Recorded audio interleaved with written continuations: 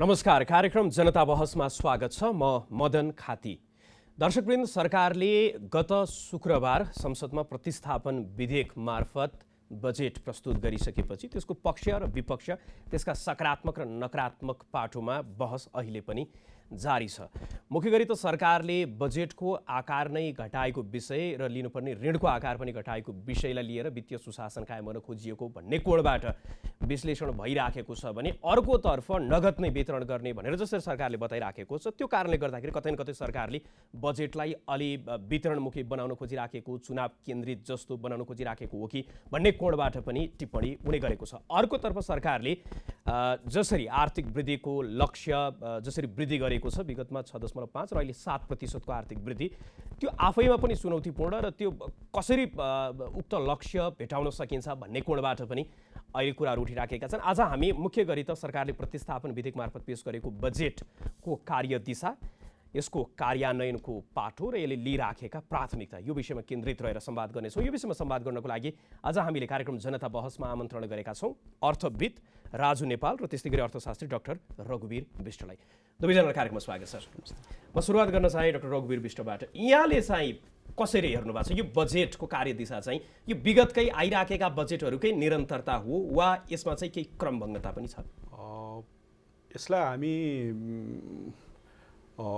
जुन चाहिँ नि एमालेको पालामा विष्णु पौडेलले जुन बजेट प्रस्तुत गरेको थियो त्यही लाइनमै त्यही कार्यदिशातिर यो देखिन्छ। थोरै अङ्कको घटबड छ र राजनीतिक रूपमा ओनरसिप आफूले स्वामित्व ग्रहण गर्ने र राजनीतिक रूपमा त्यसको जस अपजस दुवै चिज लिनको लागि थप्पा राखेको म भन्न रुचि गर्छु। जस्तै यो सरकारको थप्पा राखेको मात्रै देखिन्छ। यदि हामीले समग्र रूपमा बजेटको संरचनालाई हेर्ने हो भने यसमा 15 अरब रुपियाँ आकार चाहिँ घटेको पाइन्छ र त्यसपछि गएर ऋणमा 37 अरब रुपियाँ चाहिँ नि बोझ चाहिँ कम गरेको हामीले पाउन सक्छौँ। र त्यसले के देखाउँछ भन्दाखेरि कहीँ न कहीँ यो प्रतिस्थापन बजेट जुन आवश्यक थियो, किनभने नयाँ सरकार आइसकेपछि 6 महिनाको बजेट थियो र 6 महिनाको गत वर्ष चाहिँ 6 महिनाको मात्रै अध्यादेशको बजेट ल्याउनु पर्नेमा 1 वर्ष चुनावी सरकारको हिसाबमा बजेट ल्याएको थियो र यसले त्यसलाई चाहिँ 1 वर्षको बजेटमा यसलाई परिवर्तन गरेको हामी पाउन सक्छौँ। तर यदि उद्देश्यहरू हेर्ने हो भने तपाईँले चाहिँ एउटा गरिबी निवारण र रोजगारी र समाजवाद चाहिँ उन्मुख चाहिँ अर्थतन्त्र निर्माणकै बाटोमा यो हिँडेको पाइन्छ। ठिक छ, बाँकी प्रसङ्गमा एकछिनपछि आउनेछु। राजुजी, उहाँले जुन भन्नुभयो विगतको विष्णु पौडेलले जुन बजेट ल्याउनु भयो त्योभन्दा यो तात्विक रूपमा त्यति धेरै भन्न छैन। त्यति बेला उक्त बजेटको यहाँले निकै खरो आलोचनामा देखिनुहुन्थ्यो। यहाँ आफै पनि नेपाली कङ्ग्रेस निकट, नेपाली कङ्ग्रेसको नेतृत्वमा अहिले सरकार, यो बजेटलाई कसरी हेर्नु भएको छ? ओके, मेरो आलोचना चाहिँ के कुरा गर्नुभयो? आलोचना कहाँबाट सुरु भएको थियो भन्नुहुन्छ भने त्यो बेलाको बजेट मैले इलिगल बजेट थियो भनेको थिएँ। मेरो सबैभन्दा पहिलो आलोचनाको मेरो पोइन्ट भनेको त्यो इलिगल बजेट थियो भनेको थिएँ। त्यसको कारण के हो भने एक दिन अगाडि संसद विघटन गरेर चुनाव घोषणा गरेर भोलिपल्ट पूर्ण बजेट अथवा केही दिनको बिचमा पूर्ण बजेट ल्याउने काम राजनीतिक रूपमा पनि हुँदैन थियो र कानुनी रूपमा पनि हुँदैन थियो भन्ने मेरो सबैभन्दा पहिलो पोइन्ट हो। त्यो हिसाबमा त्यो बजेटको वैधानिकता नै नभएको बजेट हो यो भन्ने मेरो सबैभन्दा ठुलो आलोचना थियो र त्यो आज मेरो आलोचना सत्य भएको छ। र यो प्रतिस्थापन विधेयकले संसदमा बजेट प्रस्तुत गरेर पास गर्ने जुन काम भयो, अब यो लिगल बजेट हुनु पुग्यो।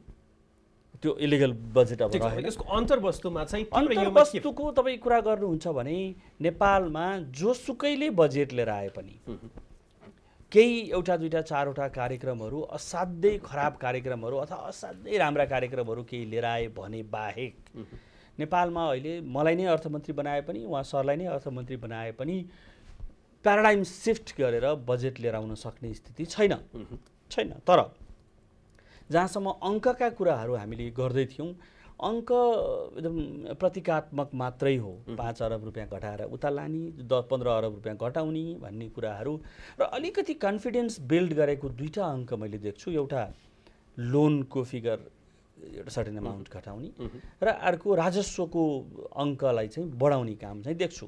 र तपाईँले अघि सुरुमा बोल्ने बेलामा 7% कुरा गर्नुभयो, 6.5लाई 7 बनाइयो भन्ने कुरा गर्नुभयो। त्यसको अहिले पनि म खरो आलोचना गर्छु।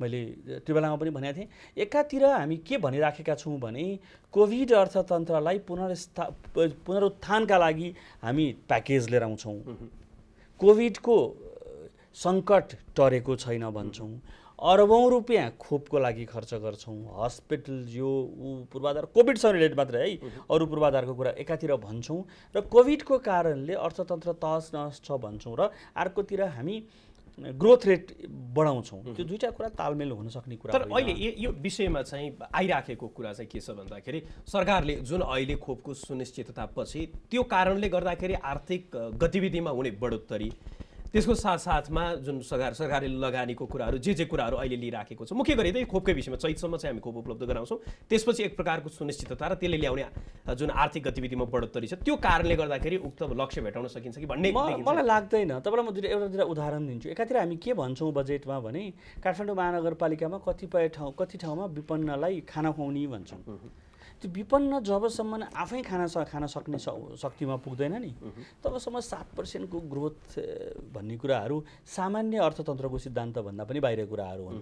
मलाई अरू कुराहरूमा दफावार छलफल गर्न सकिन्छ, मेरा केही विमतिहरू होलान्, केही सहमतिहरू होलान्, किन सरकारले यस्तो गर्यो भन्ने कुराका तर्कहरू दिन सकिएला। अघिल्लो अर्थमन्त्रीज्यूले प्रस्तुत गर्नुभएको इल्लिगलै बजेटका बारेमा अहिलेको अर्थमन्त्रीले त्यसलाई किन परिवर्तन गर्नु भएन अथवा किन परिवर्तन गर्नुभयो भन्ने कुराको बहस चाहिँ गर्न सकिएला। तर ग्रोथ रेटको सम्बन्धमा म अहिले पनि उत्तिकै क्रिटिकल छु। मलाई लाग्छ हामीले अहिले बजेट लिएर आएर आज तपाईँले हेर्नुभयो भने हामी 2 महिना करिब टुङ्गिने स्थितिमा छौँ। विकास खर्च आजसम्म मैले अघि कता हेरेको थिएँ 20-22 अरब रुपियाँ मात्रै खर्च भएको जस्तो लाग्छ, 0.15% कि कति खर्च भएको जस्तो लाग्छ। र अब दसैँको बेला आयो, चाडबाडका बेलाहरू आए र खर्च गर्न नै सकिने स्थिति। जेठ 15मा बजेट ल्याउनुको कारण के थियो भन्नुहुन्छ भन्दाखेरि साउनमा बजेट जता सबैतिर पुगिसकोस्, त्यो खर्च हुने प्रक्रिया अगाडि बढोस् भन्नको लागि थियो।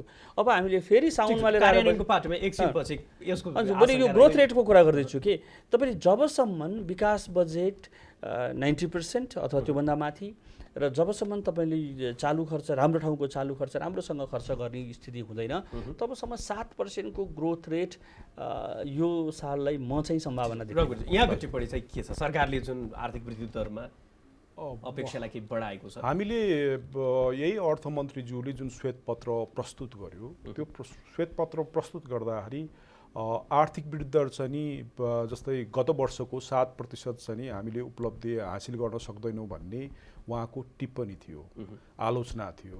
त्यो आलोचनालाई उहाँले बिर्सेको जस्तो देखिन्छ र महत्त्वकांक्षी तरिकाले कुन अब त्यहाँ मिराकल के फ्याक्टरले गर्दाखेरि त्यो चिज राख्यो त्यो अर्को पाटो छ। हामी गत वर्षको चाहिँ नि यो बजेटकै सवालमा पनि आर्थिक वृद्धि दर चाहिँ नि सम्भव छैन। हाम्रो अहिलेको आवश्यकता भनेको स्थिरता, पुनरुत्थान र पुनर्लाभका कार्यक्रम ल्याएर हाम्रो सामान्यकरण गर्ने कुराहरू नै महत्त्वपूर्ण कुरा हो र त्यो पाटोमा चाहिँ नि हामीले यो विष्णु हाम्रो पूर्व अर्थमन्त्रीज्यूले त्यही हिसाबमा यो बजेट ल्याएको हो र त्यही बजेटको चाहिँ नि हामीले अवशेषहरू या त्यसैलाई यसमा चाहिँ नि लिएर निरन्तरता गरेको हामी पाउन सक्छौँ र त्यस्तो अवस्थामा हामीले 0.5% चाहिँ आर्थिक वृद्धि दर बढाउँदाखेरि कतिको तर्कसङ्गत हुन्छ र हामीले यस्तो चाहिँ सङ्कटको घडीमा जुन कोभिड तेस्रो लहर आउने सम्भावना छ, दोस्रो लहर आइसकेको अवस्था छ र त्यो भयग्रस्त अवस्थामा र हामीले भ्याक्सिन पनि 3 करोड जनतालाई पुर्याउन नसकेको अवस्थामा हामीले आफ्नो जुन बलजफ्ती चाहिँ बजार भो उद्योग व्यवसायहरू सञ्चालन गर्नुपर्ने परिस्थिति निर्माण भएको अवस्थामा यो हासिल हुने सम्भावना नै छैन। अर्को कुरा हामीले पुँजीगत चाहिँ खर्चको सवालमा चाहिँ नि हाम्रो राजु सरले पनि जुन भन्नुभयो, हाम्रो अनुभव तितो छ। हामी केमा छौँ भन्दाखेरि हामी खर्च भएन भन्ने कुरा गर्दैछौँ, तर जिम्मेवार को त, जवाफदेही को त, त्यो कुरामा हाम्रो प्रश्न छैन। र हामी कहाँ छौँ भन्दाखेरि यो संयन्त्रलाई सुधार गर्ने, त्यसलाई चाहिँ संरचनागत चाहिँ सुधार गर्ने र त्यसलाई जवाफदेही चाहिँ जिम्मेवारी बनाउने त्यो पाटोमा छैन। र अर्को कुरा यसमा चाहिँ महत्त्वपूर्ण कुरा छ, 4 खरब 16 अरब रुपियाँको बेरोजु छ। त्यो बेरोजुले के देखाउँछ? तपाईँको सुशासन गोलमाल छ र तपाईँको चाहिँ संयन्त्रहरू काम नलाग्ने छन्। यस्तो अवस्थामा तपाईँको बजेटले 7% र आर्थिक वृद्धि दर थपेर कसरी सम्भव हुन्छ र फेरि तपाईँको यो प्रतिस्थापन जुन बजेटमा छ त्यसमा चाहिँ विशेष तरिकाको र आर्थिक वृद्धि दर पनि हासिल गर्ने हिसाबमा नर्मल सामान्यकरण र त्यसपछि गएर छलाङ लगाउने हिसाबमा कार्यक्रम ल्याएको भए पनि हामीले मान्न सकिन्छ। तपाईँ एउटा कुरा जुन कर्मचारीको भत्ता तलबहरू काटेको छ जसलाई हामीले मोटिभेसन गर्नुपर्ने छ र संयन्त्रलाई चाहिँ अझ प्रभावकारी तरिकाले सञ्चालन गरेर पुँजीगत खर्च गराउनको चाहिँ हामीले चाहिँ गराउन र जवाबदेही जिम्मेवारी बढाउनु पर्नेमा त्यो चिजलाई कटौती गरेर बजेटको आकार घटाइएको छ। जुन हाम्रो चाहिँ गैर चाहिँ आर्थिक हिसाबमा खर्च हुने राजनीतिक चाहिँ खर्चहरू छन् र सङ्घीय चाहिँ जुन चाहिँ हामी प्रदेश सरकारमा तपाईँले हेर्नुभयो भने बेरुजु छ भनेर महालेखा परिषदको प्रतिवेदनमा देखाएको अवस्था छ। सरकारकोमा त्यो हाम्रो चाहिँ सङ्घीय सरकारकोमा छ, स्थानीय निकायकोमा छ, त्यो कुरामा मौन छ र त्यो अवस्थामा हामीले चाहिँ कसरी हासिल गर्न सक्छौँ? यही बिचमा चाहिँ जस्तो सरकारले नगद नै वितरण गर्ने 10,000 को दरले भन्ने जुन आइराखेको छ नि यसलाई चाहिँ कसरी हेर्नु भएको छ? यो त अब यसो छ, हाम्रो पूर्व अर्थमन्त्रीज्यूले जुन चाहिँ प्रचारमुखी र वस्तुनिष्ठ नभएर चुनावमुखी चाहिँ बजेट ल्याउनु भएको थियो र यहाँ अहिले पनि चुनाव कुनै पनि बेला हुन सक्छ र त्यो भएकोले गर्दाखेरि पार्टीको राजनीतिक उद्देश्य र लाभको लागि त्यो चिज ल्याएको हामी पाउन सक्छौँ र त्यसको महत्त्वपूर्ण कुरा के छ भन्दाखेरि कार्यकर्तालाई संरक्षण गर्ने, त्यसलाई व्यवस्थित गर्ने काम त्यो मात्रै होइन। तपाईँले 10 ठाउँमा जुन चाहिँ खाना खुवाउँछु भने नि गरिब मात्रै पर्छ र तपाईँसँग तथ्याङ्क त छैन। त्यो तथ्याङ्क नभइसकेपछि यदि गरिबकै कुरा गर्ने हो भने हामीसँग त करिब 17 पोइन्ट यही छ नि हाम्रो बजेटमै चाहिँ हाम्रो कुरा गरेको छ नि 17% चाहिँ गरिबी छ भन्ने कुरा छ। तर यदि श्वेत पत्रमा हेर्ने हो भने यही अर्थमन्त्रीज्यूले 18% को मेन्सन गरेको हामी पाउन सक्छौँ। त्यही तथ्याङ्क मिस्टेक छ। त्यसले गर्दाखेरि त्यो चिजमा हामी त्यसको उद्देश्य के र यसमा त्यो बाहेक पनि सहकारीलाई कार्यमा चाहिँ 10 करोड भन्दा सम्मको परियोजना दिन सकिनेछ भन्ने कार्यक्रम ल्याएको छ। त्यसको अर्थ के?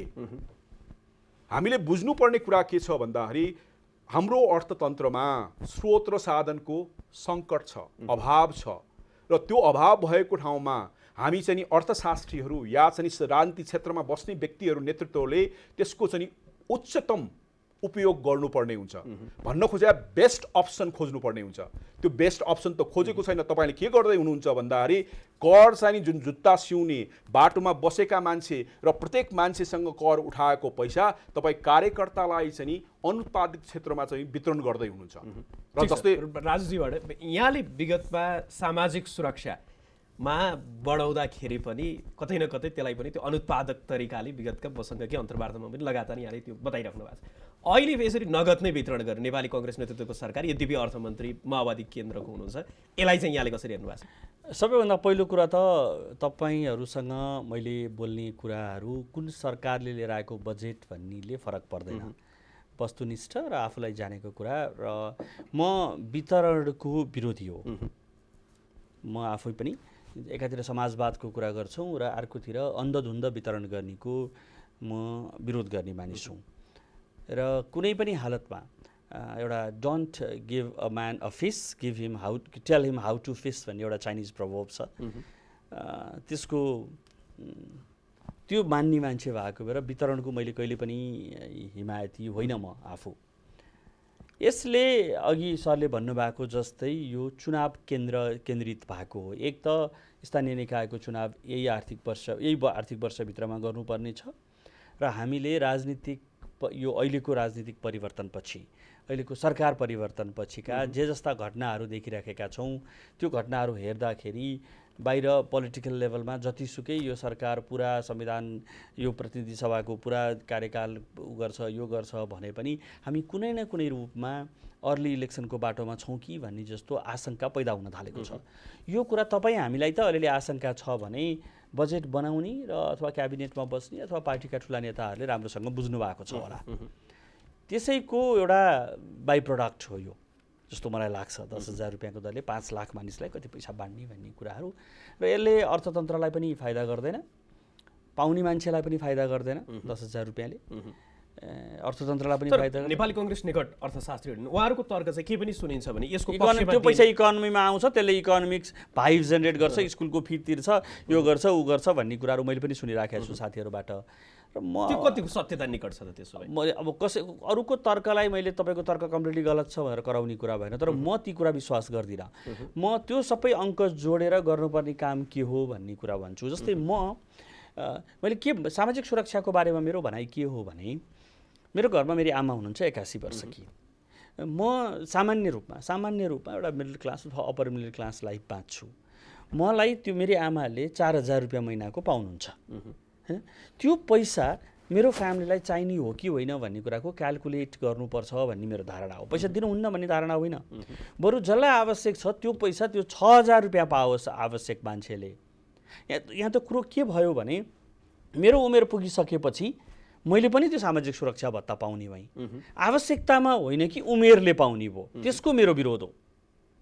मेरो विरोध भनेको जब त्यो एउटा मानिस एउटा उमेर क्रस गर्छ त्यसपछि त्यसले यो भोट हाल्ने जस्तो भयो कि 18 वर्ष पुगेपछि भोट हाल्न पाइन्छ भने जस्तै एउटा उमेर क्रस गर्ने बित्तिकै त्यसले सामाजिक म भन्छु मेरो आमा जसको नाममा अहिले पनि राम्रै घर जग्गा सम्पत्तिहरू टन्नै छ होला, उहाँका आम्दानीका स्रोतहरू होला, रेन्ट्स आउँछ के आउँछ होला होइन।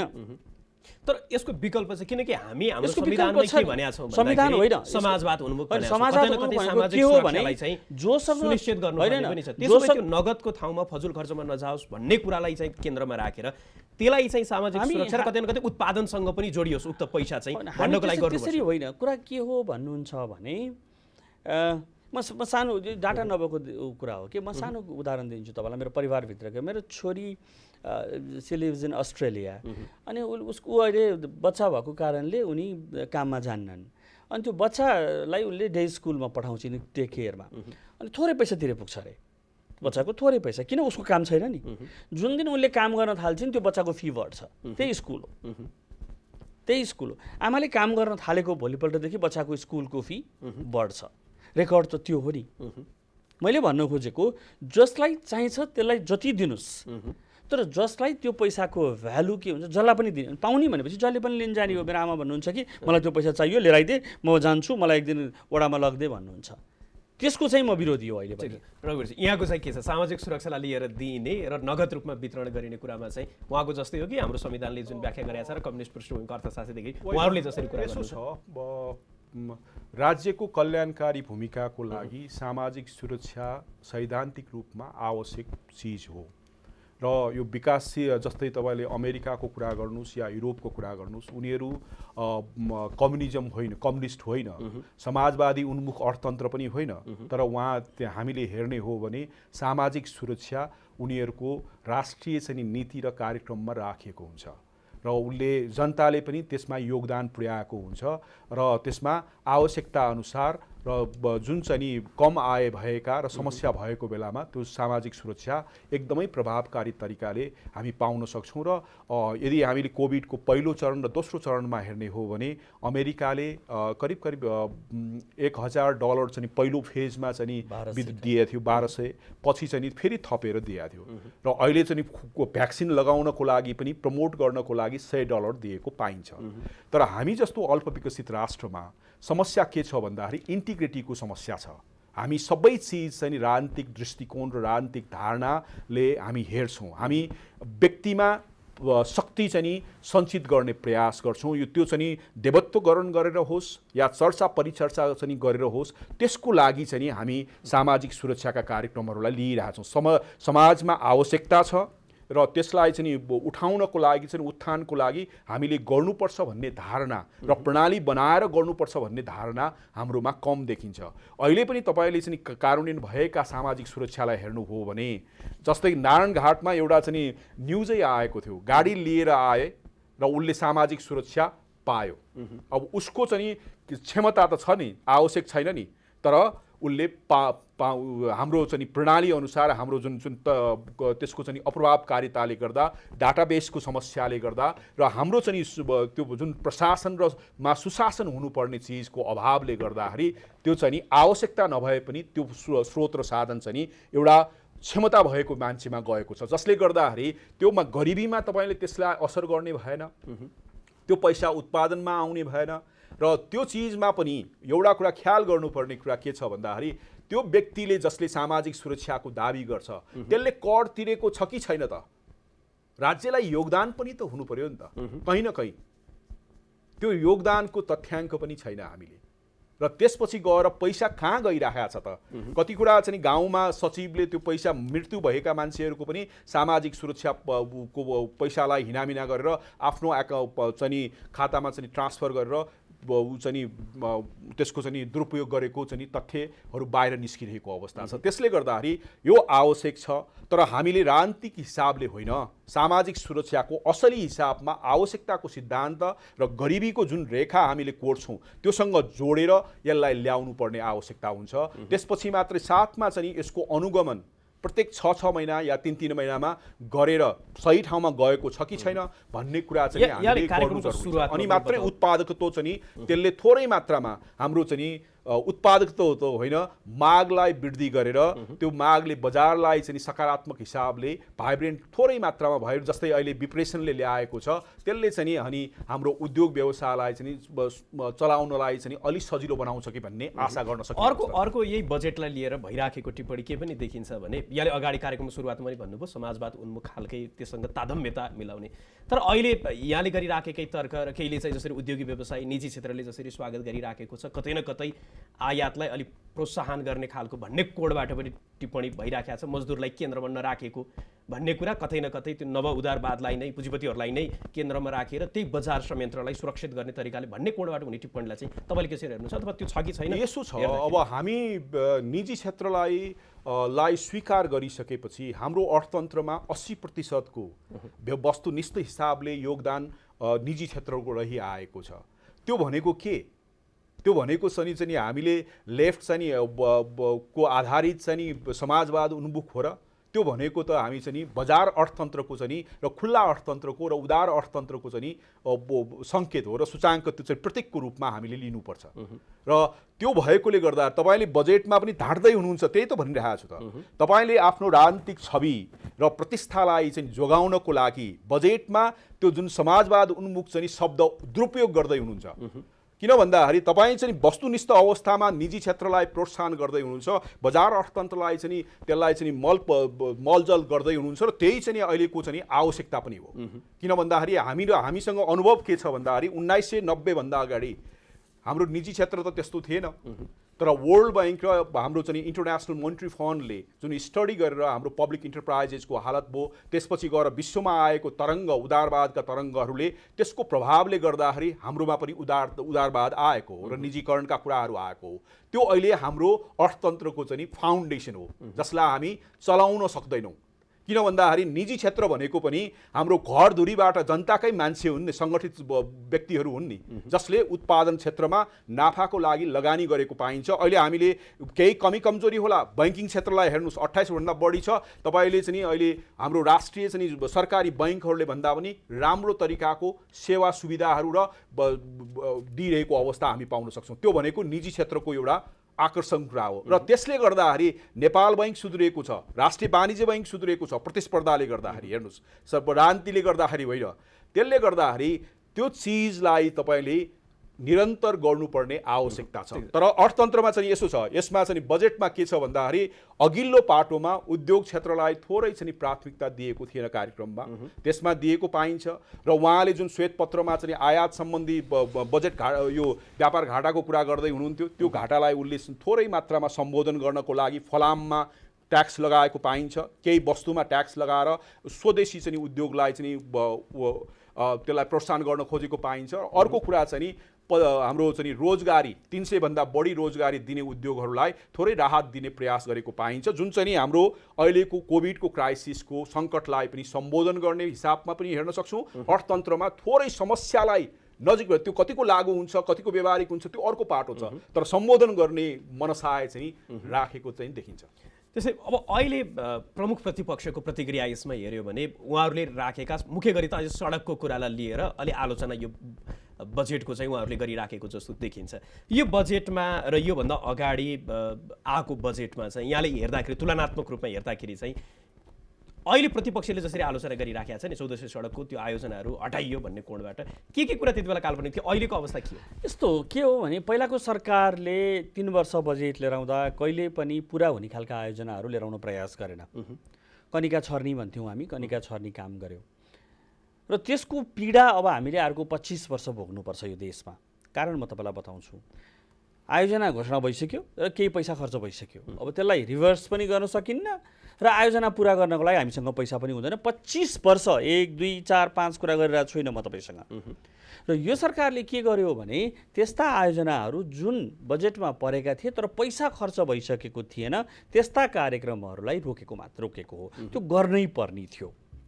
अब यो जुगाको लडाइँ हो। हामीले अब भोलिदेखि उहाँहरू जो यो प्रतिपक्षका अहिले प्रतिपक्षमा हुनुहुन्छ 3 वर्षसम्म जसले त्यत्रो बजेट लिएर आउनुभयो, 3.5 बजेट लिएर आउनुभयो भन्छु मैले भन्नुपर्दा, उहाँहरूले ती आयोजनाहरू घोषणा गरेर कमसेकम सक्दिएको भए आज यो सरकारले घोषणा यो काट्न सक्दैन थियो। आधा पैसा मात्रै मैले एउटा त अघिल्लोचोटिको यो बजेटमा भनेको थिएँ 12 अरबको प्रोजेक्टमा 6 करोड रुपियाँ विनियोजन गरेको छ अरे पहिलो साल।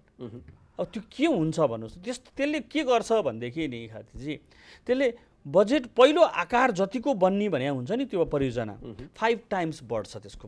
किन 8 वर्ष 10 वर्ष लगाएको छ, बहुवर्षीय भने समस्या चाहिँ के होला जस्तो त्यसमा मात्रै होइन धेरै जसो आयोजना त्यसको कारण छ बताउँछु म। त्यो अनुमान हो नि 1 वर्षमा यति गरिन्छ त्यसको कारण छ। त्यसको कारण के हो भने ठुला आयोजना अनुमानहरू नै वास्तविकता भन्दा निकै टाढा हुने।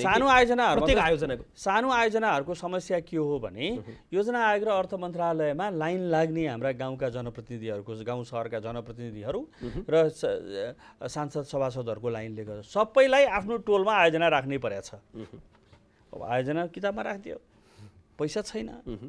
हो यस्ता किसिमका आयोजनाहरू क्यान्सल गरेका हुन्। यस्तो के होइन, यो बजेटको हामीसँग टाइम कम छ जस्तो लाग्छ। यो बजेटको सबैभन्दा धेरै चेन्जेस छैन, धेरै उत्साहित हुनुपर्ने छैन। कसैले चेन्ज गर्न पनि सक्दैन। मलाई नै बजेट लिएर भने भए, प्रतिस्थापन बजेट लिएर भने भए अथवा सरलाई नै लिएर भने भए पनि हामीले यहाँभन्दा बढी गर्न सक्ने ठाउँ 2टा बुँदा हटाउँथ्यौँ होला, 2टा बुँदा थप्थ्यौँ होला, 4वटा को रसदीर्घ परिवर्तन गर्थ्यौँ होला। तर यसले प्याराडाइम सिफ्ट गर्न खोजेको एउटा पोइन्ट छ। त्यसलाई साँच्चीकै उपयोगमा आउन सक्यो, त्यो लागू हुन सक्यो भने क्रान्तिकारी हुन्छ। त्यो भनेको के हो भन्नुहुन्छ भने प्रत्येक पालिकामा वाणिज्य ब्याङ्कहरूले 500 युवालाई बिना धितो कर्जा दिएर उद्यमशील बनाउनुपर्छ, गरी खाने बनाउनुपर्छ भन्ने एउटा पोइन्ट छ त्यहाँ। मैले अस्ति हिसाब गरेँ, त्यो भनेको कति रहेछ त 5 लाख रुपियाँ एभरेज भयो भने पनि झन्डै 1 खर्ब, झन्डै 2 खर्ब रुपियाँ रहेछ। थाहा छैन मलाई त्यो परियोजना साँच्चीकै कुन हदसम्म लागू हुनसक्छ, कति वर्षभित्र लागू हुनसक्छ। तर एउटा पालिकामा 753वटा पालिकामा एउटा पालिकामा 500 जनाको दरले उद्यमी बन्ने स्थिति भयो। तिनीहरूले केही लिएर कृषि उद्यम, साना उद्यम ब्याङ्कबाट बिना धितो परियोजना लिएर आएर लोन लिएर उनीहरूले केही काम गर्न सक्ने भयो भने त्यसले धेरै वस्तुको आयात प्रतिस्थापन गर्छ। त्यसले फलफुल होस्, साना अरू खेतीहरू हुन् अथवा गाउँघरका उत्पादनहरू हुन्, धेरै प्रतिस्थापन गर्छ। यो प्याराडाइम सिफ्ट हो। यो एउटा यस्तो आयोजना हुन पुग्छ जसलाई नेपाली जनमानसले, नेपाली जनताले अर्को 50औं वर्षसम्म सम्झिने हुनसक्छ। अब यसको लागि अहिले त भर्खर ठ्याक्क बजेटमा आयो, नेपाल राष्ट्र ब्याङ्कको सर्कुलर आउनु पर्यो, ब्याङ्कहरूलाई निर्देशन जानु पर्यो, ब्याङ्कहरूले यसलाई कुन रूपमा हेर्ने हुने, ब्याज दर के हुने हो र त्यो साँच्चीकै लागू हुने वातावरण कतिबाट सुरु गर्ने हो भन्ने कुराहरू छ। तर अगेन मैले तपाईँलाई भनिरहेको छु 500 को त कुरा पर जाओस्, 200 100 मात्रै एउटा पालिकामा ब्याङ्कले अनेस्टली 5 लाखदेखि 10 लाख रुपियाँको दरले अनेस्टली उद्यमीहरू, नवप्रवर्धनहरू खोजेर लगानी गर्न सक्ने र तिनीहरूलाई मोनिटर गर्न सकियो भने 7% होइन, यो ग्रोथ रेट 3 वर्षमा 10% पुग्छ, डबल डिजिट पुग्छ। यो भनेको गरी खाने हो के। तर यो अवस्थामा पनि यहाँले भन्नुभयो मुख्य गरी त नेपालमा हेर्दाखेरि बजेटले एक प्रकारको अझै पनि त्यो बजेटमा तोकिएका धेरै कुरालाई त्यो कार्यान्वयनको तहमा जाँदै गरे रकमान्तर गर्ने त्यो अर्को रोकै रूपमा, त्यसको साथसाथमा चाहिँ बजेटले एक प्रकारको भन्ने पछि त्यो मौद्रिक नीति आउँदाखेरि राष्ट्र ब्याङ्कको यहाँले कुराकानी गर्नुभयो त्यो ठ्याक्कै कता कता तादम्यता नमिल्या जस्तो बजेटले एक प्रकारको परिकल्पना गरे जस्तो वित्तीय क्षेत्रमा जाँदाखेरि त्यो नभइरहेको यस्तो हुन्छ त्यसको हालतमा चाहिँ त्यस्तो अलि होइन कस्तो हुन्छ अलिअलि चाहिँ तपाईँले भनेको कुरामा सत्य यसरी टिप्पणी आइरहेको हुन्छ बजेट पोलिटिकल डकुमेन्ट हुन्छ धेरै हदसम्म नेपालमा अनि अब राष्ट्र ब्याङ्कमा पुग्दाखेरि त्यो टेक्निकल डकुमेन्ट आउनु पऱ्यो त्यो पोलिटिकल डकुमेन्ट र टेक्निकल डकुमेन्टमा कहीँ सिङ्क नभएको हुन सक्छ सिङ्क्रोनाइज हुन्न के त्यो हुन्न त्यो कहिलेकाहीँ चाहिँ देखिन्छ त्यही भएर मैले भने नि यहाँलाई सर्टिफिकेटको आधारमा धितोपत्रदेखि धेरै कुरा ती सबै कुराहरू फिल गुड फ्याक्ट अथवा भनौँ भने बजारमा हल्ला गर्नको लागि ल्याइएका प्रोजेक्ट थिए सर्टिफिकेटको आधारमा भनियो 5 वर्षमा 32 जना कि कतिजनाले लिनुभयो त्यो दिन सक्ने कुरा पनि थिएन यो पनि अहिलेको यहाँले सर्टिफिकेट धितो राख्ने भनेको कुरा के हो धितो नराख्ने कुरा हुनसक्छ के धितो राख्ने भनेको कुरा के हो भने धितो राख्ने वस्तुको मोनिटरी भ्यालु हुनुपर्छ ब्याङ्किङमा मैले जानेको त्यति हो लास्ट 30 वर्ष मैले एक्टिभ कमर्सियल ब्याङ्किङ गर्दाखेरि तपाईँको धितो भन्ने बित्तिकै त्यसको मोनिटरी भ्यालु हुनुपर्छ बुझ्नुभयो सर्टिफिकेटको त मोनिटरी भ्यालु हुन्न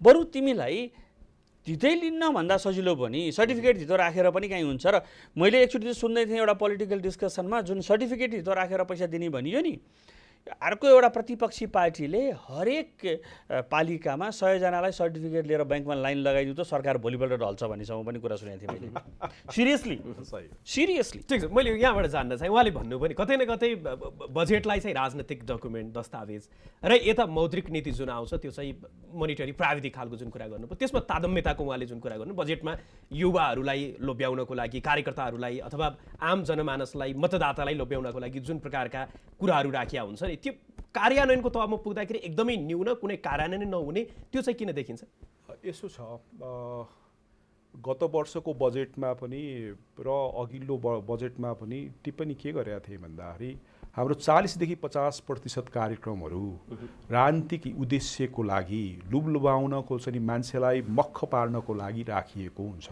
त्यसको स्रोत र लाई चाहिँ सुरक्षित गरेको हुँदैन र हाम्रो चाहिँ के छ भन्दाखेरि विकसित राष्ट्रमा जुन चाहिँ स्रोत र साधनको सुरक्षा गरे हुन्छ अभाव कति छ त्यसको आधारमा बेस्ट प्लान बेस्ट प्रोग्राम चाहिँ टेक्निकली प्राविधिक रूपमा खोजेको हुन्छ जसले अर्थतन्त्रको र समाजको र देशको चाहिँ कायापलट हुने हिसाबमा हुन्छ हाम्रोमा के छ भन्दाखेरि निड बेसमा हुन्छ तपाईले ल्याउनुभयो ए प्रोग्राम अर्को सांसदले ल्याउनुभयो बी प्रोग्राम सी प्रोग्राम र डी प्रोग्राम चारैवटा प्रोग्राम राख्नुपर्ने बाध्यता राजनीतिक रूपमा रहन्छ र त्यसपछि गएर योजना आएको के काम बेस्ट अप्सन तपाईँले सिलेक्सन गर्नु भएन भने त्यहाँ चाहिँ अर्थ मन्त्रालयमा बसेका जुन प्राविधिक र वरिष्ठ सल्लाहकारहरू या अरू टिमहरू के काम भन्नुहोस् त भन्न खोजेको छ नि हाम्रो जुन चाहिँ टेक्निकल टिमहरू हुन्छ बजेट निर्माणमा तिनीहरूले गर्नुपर्ने कुरा चाहिँ सबैको चाहिँ कस्ट अपर्च्युनिटी कस्ट र कस्ट बेनिफिट जुन विश्लेषणहरू छ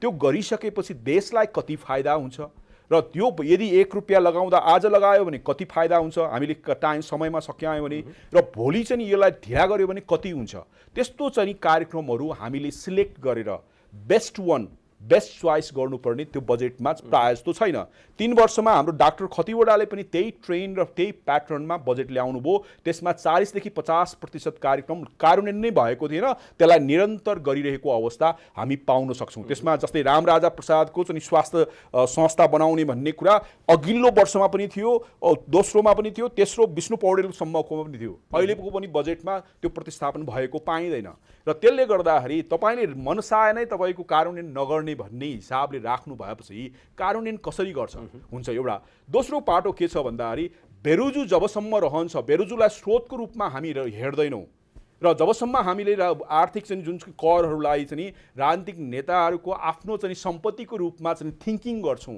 र मैले जहाँ लगाउँछु त्यही चीज हुन्छ भन्ने धारणा जबसम्म हुन्छ तबसम्म तपाईको चाहिँ त्यो कार्यान्वयन हुनेवाला छैन र त्यसको लागि चाहिँ सक्षमता कार्यक्रमको लगभग समापनमा छु विगतदेखि लगातार बजेट बनाउने तर त्यसको कार्यान्वयनको पाटोलाई लिएर चर्चा हुने गरेको छ कार्यान्वयनको हाम्रो कर्मचारी संयन्त्रदेखि ऐनहरूको कुरा पनि त्यसमा दोष ठेकेदारहरूको धेरै कुराहरू त्यहाँ जोडिएर आउँछ समयको सीमितताको कारणले गर्दाखेरि बुदागत रूपमा यो कार्यान्वयन हुनको लागि चाहिँ अब ध्यान दिनुपर्ने कुराहरू के बुदागत रूपमा अर्थमन्त्रीले 18 घण्टा काम गर्नुपर्छ र गभर्नरले पनि 18 घण्टा काम गर्नुपर्छ र पोलिटिकल स्टेटमेन्ट बिना र त्यसपछि मात्रै संयन्त्र चुस्त दुरुस्त हुन्छ र नेपालको र अल्पविकसित राष्ट्रको सबैभन्दा समस्या भनेको अनुगमन र मूल्याङ्कन र अहिले पनि तपाईँले हेर्नुभयो भने हाम्रो चाहिँ नि जुन अपराध गरेकोलाई चाहिँ हामी रिवार्ड गर्छौँ र राम्रो काम गर्नेलाई चाहिँ पनिसमेन्ट गर्छौँ, त्यो सिस्टम छ। तर प्रायः जस्तो हाम्रो चाहिँ सुशासनको लागि चाहिँ जसले राम्रो गर्छ त्यसलाई तपाईँ चाहिँ रिवार्ड गर्नु पर्यो, जसले अपराध गरेको छ पनिसमेन्ट गर्नु पर्यो। त्यो चिजलाई चाहिँ प्रपर दण्ड सजायको व्यवस्थित रूपमा चाहिँ लागू गर्न सक्यौँ भने मात्रै हामी। र अर्को कुरा जुन चाहिँ हामीले चाहिँ एपोइन्टमेन्ट गर्छौँ, जुन प्रशासन छ त्यसमा इन्टिग्रिटी राख्नु पर्यो। भन्न खोजा जुन चाहिँ युनियन छ त्यसलाई चाहिँ राजनीतिक रूपमा एकदमै चित्त दुखाएर भए पनि त्यसलाई हटाउनु पर्यो। प्रोफेसनल हामीले ब्युरोक्रेसी तयारी गर्नु पर्यो, अनि मात्रै चाहिँ यो लागू हुन्छ। र उहाँको कुरा नदोहोरिने तरिकाले ध्यान दिनुपर्ने कुरा के? ओके, मैले के भन्ने गरेको छु भने घोषणा गरिसकेका, पैसा खर्च हुन थालिसकेका 25% भन्दा बढी पैसा खर्च भइसकेका आयोजनाहरूलाई मात्रै ध्यान दिएर ती आयोजना समाप्त गर्नपट्टि लाग्यो भने अरू केही गर्नु पर्दैन बजेट कार्यान्वयन गर्नलाई। तर के बेला बेलामा चाहिँ त्यो ऐन नियमको कुरादेखि लिएर केही छ, निर्माण त्यो व्यवसायको कुरादेखि तपाईँको लिएर ठेक्का भइसकेको छ, ती काम सुरु कुराहरूलाई भइसकेको छ, सारा भइसकेको छ, केही गर्नु पर्दैन। बाटो बनाउन लाग्यो मान्छे यताले किन बाटो बनाइनुहोस् भनेर ल्याएर बोलाउनु सकिन्छ नि। अनुगमन मात्रै आजको दिनको समस्या हो, किन काम भएन भन्ने कुरा मात्रै कुरा हो, अरू केही गर्नु पर्दैन। सरकारी समन्वयको कुरादेखि लिएर एउटाले निर्माण गरिराखेको छ, अर्कोले के छ खन्या छ त्यति हो। अरू नयाँ कार्यक्रम त नेपालमा चाहिँदैन भन्छु भने म यो विकास निर्माणमा चाहिँदैन। रेल त गयो, पानी जहाज त गयो, तपाईँ हामीले 3 वर्ष करायौँ, यो हुन सक्दैन भन्यौँ, तपाईँले ल्याएका साथीहरूले यो हुन्छ भन्नुभयो। आज आएर अब नेपालमा अर्को 10 वर्ष कसैले रेल र पानी जहाजको कुरा उठाउनेवाला छैन। चाहिए पनि थिएन, हामी सधैँ कराइरहेको थियौँ। त्यो विषय होइन। हामीलाई चाहिएको भनेको गोरेटो बाटो चाहिएको छ, घोडेटो बाटो चाहिएको छ, 1 लेनको बाटो चाहिएको छ। हामी के कुरा गर्छौँ? रेल र पानी जहाजको कुरा गर्छौँ। जे छ त्यसलाई कार्यान्वयन। हस्, यहाँहरूले आफ्नो महत्त्वपूर्ण समय उपलब्ध गराइदिनु भयो। यहाँहरूको महत्त्वपूर्ण समय र यो संवादको लागि दुवैजनालाई धेरै धेरै धन्यवाद। धन्यवाद, यहाँलाई पनि धेरै धन्यवाद। आजको लागि कार्यक्रम जनता बहसलाई निर्धारित समय सकिएको छ। जनताद्वारा जनताका लागि प्रसारित जनता टेलिभिजन हेरिरहनुहोस्। नमस्कार।